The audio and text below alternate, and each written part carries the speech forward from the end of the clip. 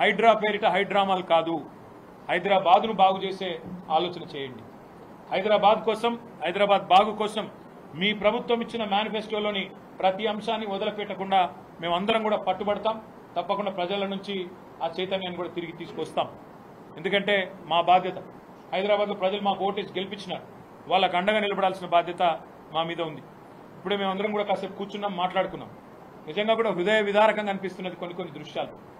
చిన్న పిల్లలు, 7 ఏళ్ల పిల్లలు పుస్తకాలు తీసుకుంటామంటే కూడా వారికి ఒక 10 నిమిషాలు టైం ఇవ్వకుండా మెడలు బట్టి బయటికి నూకేసి వాళ్ళ తల్లిదండ్రులు వాళ్ళ కళ్ళ ముంగటనే పెట్రోల్ పోసుకుంటే ఆ పిల్లలు ఆ బాధను చెప్తా ఉంటే, రేవంత్ సార్ మా ఇల్లుగులో కొట్టిండని చెప్తుంటే వేదశ్రీ అనే చిన్న పాప, 7 ఏళ్ల పాప, హృదయ విదారకమైన పరిస్థితి కాదా?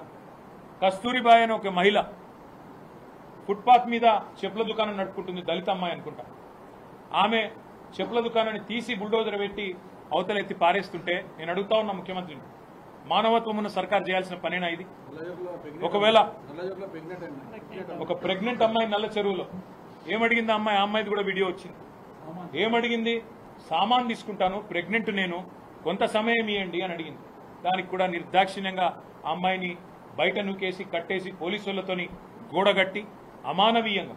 నేను ముఖ్యమంత్రి గారిని ఒకటే అడుగుతా ఉన్నా, ఉన్నాయి ఒక మా హయాంలో కాదు, స్వాతంత్రం వచ్చినప్పటి నుంచి ఫుట్పాత్ల మీద ఆక్రమణలు జరుగుతూనే ఉన్నాయి.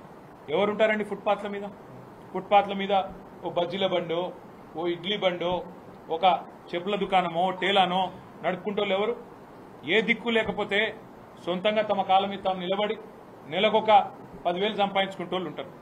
వాళ్లకు నువ్వు తొలగించాలనుకుంటే ఫుట్పాత్ ఆక్రమణలు ఉద్దేశం మంచిదే, కానీ ఏం చేయాలి? ప్రభుత్వం వెండింగ్ జోన్లకు తరలించాలి. వాళ్ళకి ఒక వెండింగ్ జోన్ పెట్టి, మేము చేసినాం ఇదివరకు అయ్యప్ప సొసైటీలో అదే సమస్య ఉంటే వెండింగ్ జోన్ పెట్టి అక్కడ షాపులు కొత్తవి కట్టి వాళ్ళని అక్కడ తరలించి ఆడికెళ్ళి తీసేసింది. మానవీయ కోణం ఉండాలి. వాళ్ళ నగాదంలో రోడ్డు మీద పడేయదు.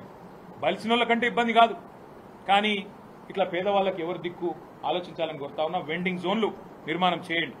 ఆక్రమణలు తొలగించే ముందు వెండింగ్ జోన్లు కట్టి వారికి ప్రత్యామ్నాయ పరిష్కారం చూపెట్టి వాళ్ళని తొలగించండి.